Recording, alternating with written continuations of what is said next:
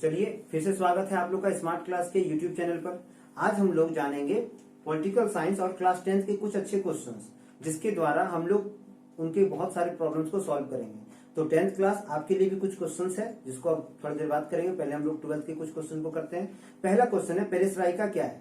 पेरेस्ट्राइका बोल सकते हैं कि 1981 और 1991 में एक रणनीतिक रूप तैयार किया गया, जिसके तहत सोवियत संघ का विघटन जो था और अधिक तेजी से होने लगा। और मिखाइल गोर्बाचोव जो थे उन्होंने साफ साफ ये कह दिया कि अब जितने भी देश हैं वो आर्थिक और राजनीतिक रूप से अब अपने अलग अलग काम कर सकते हैं। सभी को व्यापार करने का अधिकार दे दिया गया। सभी देशों को बोला गया कि आप किसी भी देश के साथ व्यापार करिए, चाहे वो अमेरिका है या इजराइल है या फिर ईरान है या ताइवान है या कुवैत है, किसी के साथ करिए, हम आपको रोक नहीं रहे हैं। आप अपना व्यापार करिए और अपनी आर्थिक स्थिति को सुधारिए। और इसी विधि के तहत क्या हुआ कि पूरा सोवियत संघ विघटित होने के लिए और अधिक स्पीड से काम करने लगा, उसे बल मिलने लगा। अब वो और गतिशील हो गया। वो विघटन जो था जिसकी स्पीड धीरे थी उसमें ज्यादा बल मिलने लगा, क्योंकि सब देश अब धीरे धीरे अपना मुक्त हो गया था। और इसी चीज को क्या कहा गया, पेरेस्ट्राइका कहा गया। अगला क्वेश्चन जो है वो कहता है, देखिए ग्लासोनेस्त है अगला क्वेश्चन कि ग्लासोनेस्त क्या है। देखिए ग्लासोनेस्त मिखाइल गोर्बाचोव द्वारा एक ऐसी नीति थी जिसमें लोग भी नेताओं के साथ अपने भावनाओं को, अपने वक्तव्यों को रख सकते थे सबके सामने, ताकि जो भी नए कानून बन रहा हो वहां पर उसके आधार पे उन्हें भी वो हक दिया गया था कि इन्हें आम जनता को कि वो भी अपना पक्ष रख सके और कुछ नई नीतियों के तहत नए कानून बताए, जिससे क्या हो, देश का विकास जल्दी से जल्दी हो। तो ये खुलापन दिया गया था, खुलापन व्यवस्था था जिसमें आम लोग भी बढ़ चढ़कर हिस्सा ले सकते थे। कि बोरिस येल्त्सिन कौन थे। तो बोरिस येल्त्सिन का जन्म 1931 में होता है। ये इन्हें मेयर बनाया गया था सोवियत संघ का, और बनाने वाले व्यक्ति थे मिखाइल गोर्बाचोव। उन्होंने इन्हें लगभग 1991 और 1999 के बीच मेयर बनाया, और 1999 के बाद इन्होंने क्या किया, पार्टी से इस्तीफा दे दिया। और उसी बीच में मतलब पहले ये खटपट हो रहा था, ठीक है, 1991 में ही कुछ ऐसा खटपट हुआ था। खटपट का मतलब ऐसा है कि मिखाइल गोर्बाचोव और ये बोरिस के बीच कुछ बातों पे विवाद हुआ, जिसके बाद बोरिस ने क्या किया, कम्युनिस्ट पार्टी में अपना रिजाइन दे दिया और उन्होंने साफ साफ कह दिया कि सोवियत संघ का विघटन मैं नहीं करने दूंगा, मैं इसके विरोध में हूं। और मिखाइल गोर्बाचोव ये चाह रहे थे कि सोवियत संघ का विघटन जल्द से जल्द हो जाए, क्योंकि सभी देश इसमें क्या कर रहे थे, आर्थिक गतिविधियों से लड़ रहे थे और छोटे देशों को ज्यादा दिक्कत हो रहा था। उनके पास पैसे नहीं थे, वो कमजोर पड़ चुके थे, और इन्हीं कमजोरियों को दूर करने के लिए उन्होंने सभी देश को क्या किया था, मिखाइल गोर्बाचोव ने सभी देशों को बोला था कि आप लोग अब आजाद हैं, आप लोग किसी के साथ बिजनेस कर सकते हैं, जो भी चाहे वो बिजनेस कर सकते हैं अपने कानून के दायरे में रह करके, और कोई भी यूरोप के देश के साथ मिल सकता है, मुझे कोई भी इससे आपत्ति नहीं है। और इस नीति के खिलाफ कौन थे, बोरिस थे। उनका कहना था कि नहीं, ऐसा होने से सोवियत संघ और कमजोर हो जाएगा और अमेरिका कभी भी हमला करके क्या करेगा, सोवियत संघ से क्या करेगा, अपना कब्जा बना लेगा। तो ये जो था, ये बोरिस जी थे जिन्होंने क्या किया था, सख्त सोवियत संघ के विघटन का विरोध कर दिया था। साफ साफ रूप से सोवियत संघ का विघटन का विरोध करने वाले ये व्यक्ति थे, ठीक है। ये कोई पार्टी के दल के व्यक्ति नहीं थे, ये एक अलग दल बनाए भी नहीं थे, ये बस उनका विरोध में शामिल थे। तो ये था अगला क्वेश्चन। अगला क्वेश्चन जो है वो हम लोग जानते हैं कि भारत और रूस का शीतकालीन युद्धों के दौरान क्या संबंध रहा। देखिए भारत और रूस जो है ना, ये दोनों को आप बोल सकते हैं कि दोनों जुड़वा भाई भी बोल सकते हैं, सगा भाई भी बोल सकते हैं, कोई गलत नहीं है। पहला ये बता देते हैं, भारत में जो लोहा का जो आज उत्पादन हो रहा है ना, ये रूस के द्वारा दिया गया गिफ्ट है भारत को। रूस के द्वारा सबसे पहले भारत को ये चीज दिया गया। भारत के पास तो उतने पैसे भी नहीं थे, रूस ने आर्थिक मदद किया। वो भी क्या, रूस अपने देश में चलने वाले पैसों से नहीं लिया, रूस ने रुपए के रूप में उन्हें लिया। और रूस ने भारत को भिलाई, जमशेदपुर और जाके आपका विशाखापट्टनम में लोहे के कई खाद्यान्न खुलवाए, कई बड़े बड़े चैम्बर्स लगाए, बड़े बड़े फैक्ट्रियां लगवाने में बहुत सहायता किया भारत को।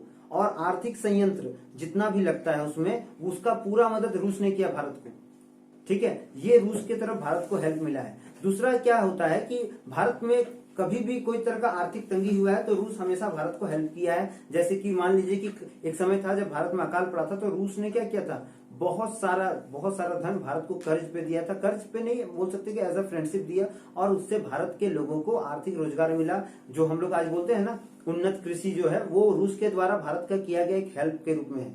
अगला जो पॉइंट है वो है 1971 में कश्मीर में पाकिस्तानों को जो धोने वाला काम भारत किया था ना, उसमें बहुत ज्यादा हेल्प रूस ने किया था। भारत को सैन्य क्षमता बढ़ाने के लिए बहुत सारे युद्धपोत, बहुत सारे मिसाइल्स, बहुत सारे लॉन्च पैड्स और बहुत तरीके के गन्स दिए थे रूस ने, ताकि भारत अपने विरोधियों से लड़ सके। क्योंकि भारत के पास अभी भी आर्थिक स्थिति उस समय खराब थी और अभी भी भारत सक्षम जो है S-400 जो मिसाइल आ रहा है, S-4 आ रहा है ना, भारत को दिया जा रहा है, रूस की तरफ से ही दिया जा रहा है ना। और इस साल ही रूस ने देख लिया कि चाइना भारत के साथ बहुत गलत कर रहा है, तो उस यहाँ पर रूस क्या कर रहा है, वो भारत को खुले तौर पे एकदम हेल्प कर रहा है और वादा कर दिया कि S-400 मिसाइल इसी वर्ष भारत को मिल जाएगा। जबकि मिलने वाला था ये 2 साल बाद, लेकिन अब इसी वर्ष मिलेगा।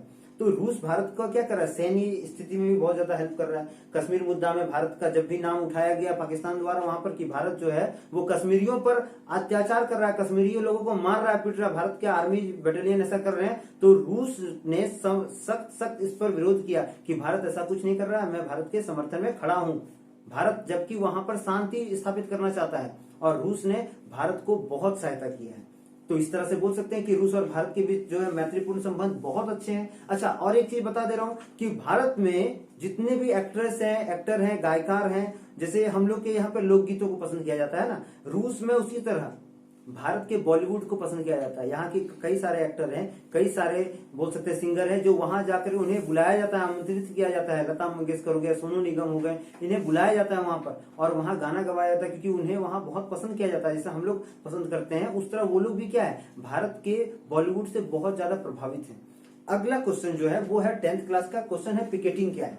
देखिए, पिकेटिंग एक ऐसी व्यवस्था है, एक ऐसा विधि है जिसमें क्या करता है, किया जाता है, ये है कि जितने भी देश के लोग थे, जब भारत गुलाम था, तो वो अंग्रेज का विरोध करने के लिए क्या करते थे, अंग्रेजी दुकानों, अंग्रेजी फैक्ट्रियों, अंग्रेजों के ऑफिस, जैसे पुलिस स्टेशन हो गया, कोर्ट हो गया, इन लोगों को मानव चेन द्वारा, मनुष्य का जो एक श्रेणी होता है ना, उसके द्वारा घेर लिया जाता था चारों तरफ से, और लोगों को वहां जाने से सख्त विरोध किया जाता था कि कोई भी लोग यहाँ पर नहीं जाएगा। इससे क्या होता था कि उन्हें आर्थिक क्षति होती थी, किन्हें, ब्रिटिश सरकार को। और ये कम 1-2 घर में, 1-2 दुकान में नहीं होता था, ये पूरे क्षेत्र में होता था, पूरे राज्य में होता था। तो इससे बहुत ज्यादा क्षति हो रहा था ब्रिटिश सेना को, ब्रिटिश सरकार को। तो ये इसी विधि को कहा जाता है क्या, पिकेटिंग, जिसमें पैक कर दिया जाता था, सील कर दिया जाता था किसी भी विदेशी व्यापारी के दुकानों को, विदेशी बोल सकते हैं फैक्ट्रियों को, विदेशी कार्यालयों को, लोगों के द्वारा, लोगों का चेन लगा के, मतलब ह्यूमन चेन के द्वारा उसे पैक कर दिया जाता था।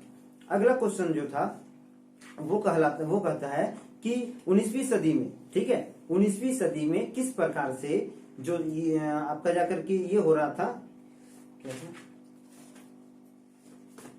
बोला, 19वीं सदी के यूरोप में कुछ उद्योगपति मशीनों की जगह, देखिए अगला क्वेश्चन है कि 19वीं सदी में कुछ उद्योगपति जो थे उन्होंने मशीनों की जगह पर हाथों से बने हुए हथकरघों का उपयोग करना क्यों ज्यादा अच्छा समझा।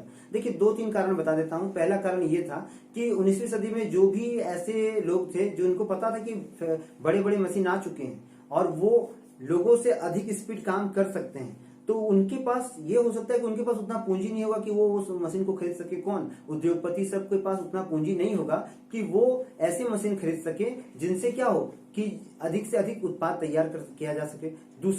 दूसरा यह था कि उनके पास अच्छी सुविधा नहीं होगी, हो सके कि वहां लाइन का, करंट का, इलेक्ट्रिसिटी का प्रॉब्लम होगा, हो सकता है कि यातायात का दिक्कत होगा, हो सकता है कि उनके पास सही लोग नहीं होंगे जो इनके उत्पादों को ज्यादा से ज्यादा बेच सके।